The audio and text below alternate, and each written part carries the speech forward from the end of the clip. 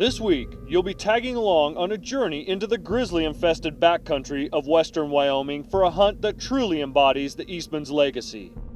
Settle in for an episode packed with all the trials and tribulations of a DIY backcountry hunt.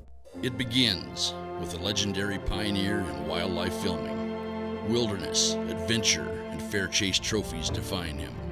A son adds to the legacy and becomes the voice for a generation of hunters.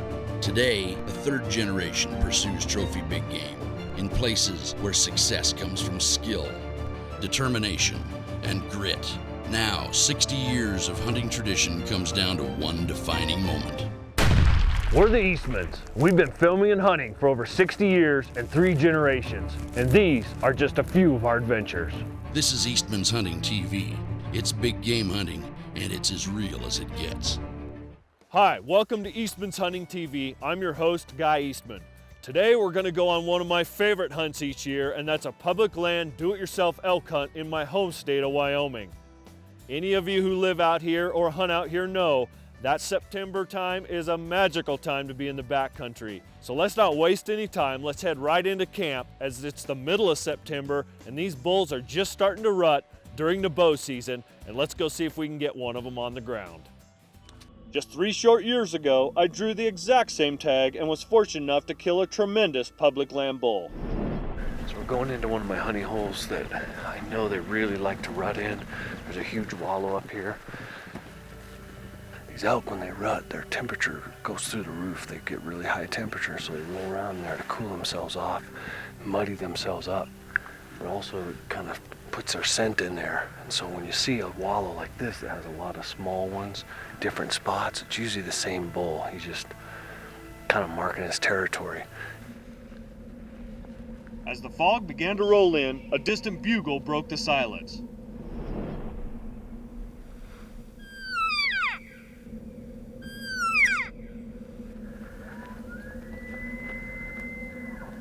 It sounded like a younger bull, but having no other options, we decided to move in and set up. There he is. See him? Don't.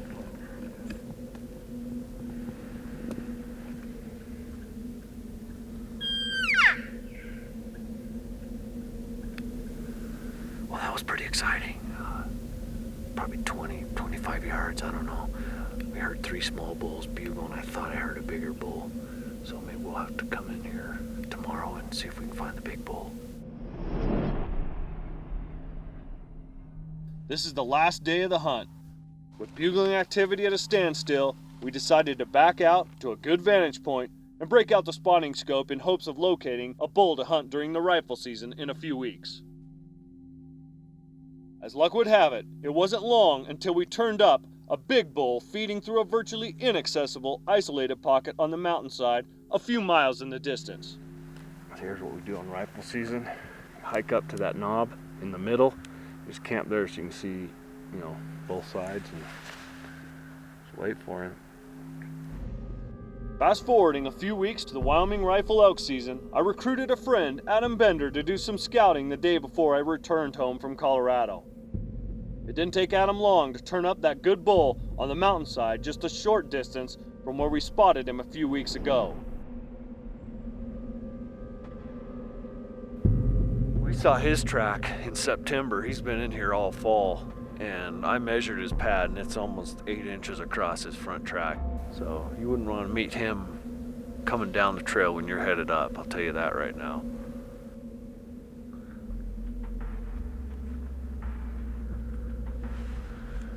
That's a big grizzly. Just what you want to see when you're elk hunting, right? Luckily, this huge grizzly was headed in the opposite direction of our bull. Let's do it. We got a bull up here that Adam spotted yesterday. Came back in this morning, found him again this morning. It's 4 o'clock. Takes about an hour to get there, but it should be perfect timing to wait for him to come out. And if he comes out on that hillside, he's going to be toasted. So we better get hiking.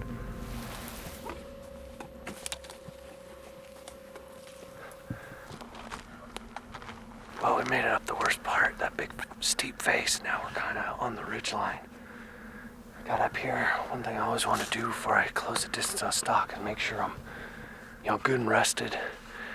a little bit and cooled down. Not too sweaty, not huffing and puffing, just in case something happens. But also want to check the wind, and the wind's good. It's just coming, drifting straight down. Not long after we crested the ridge, we ran headfirst into a group of satellite bulls. We bumped these bulls off the other side and split up the group. Things are looking good to get this big bull on the ground this evening.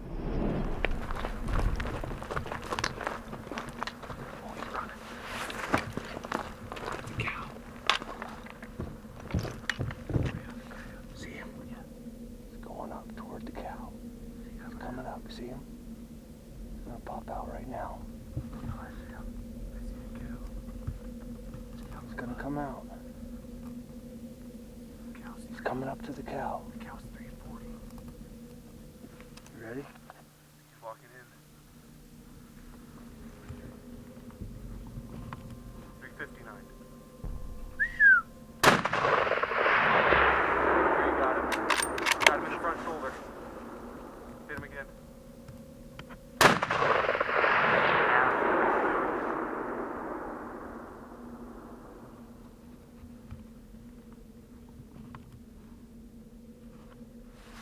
That's making a pack out a little easier, isn't it, Bender? He's toasted, isn't he? Yep.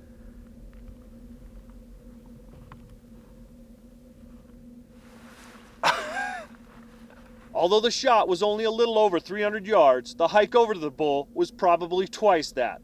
Straight down one side and straight up the other. There he is. Nice Wyoming public land, do-it-yourself bull. Look at that.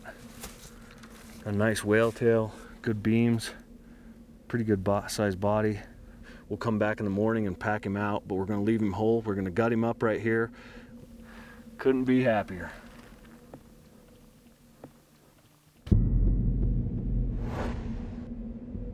Welcome back to Eastmans Hunting TV. Before the break, I killed a beautiful DIY public land bull.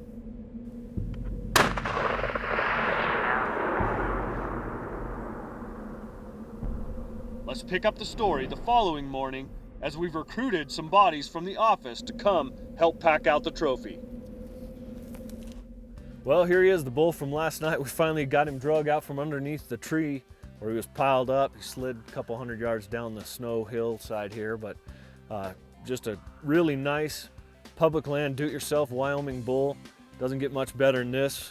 We shot him from that saddle up there about 350 yards. He's ready to be broken down and taken to the meat locker. So it was a tremendous experience, and didn't come easy. As you saw from the footage, it was straight up, straight down in this country. But that's what you have to do back here a lot of times. You just got to get off the beaten path and go where other guys won't go. Just a real trophy, and I couldn't be happier. So we're gonna get him broke down and packed out of here. Got the crew from the office here to help me. We had a great time back here, and now it's time to get the work started. So until next time, remember, fair chase is the only way to hunt and take trophy big game. We'll see you next week right here on Eastmans Hunting TV. Hey guys, Ike Eastman here with the Eastman's Hunting Journal's Gear Labs.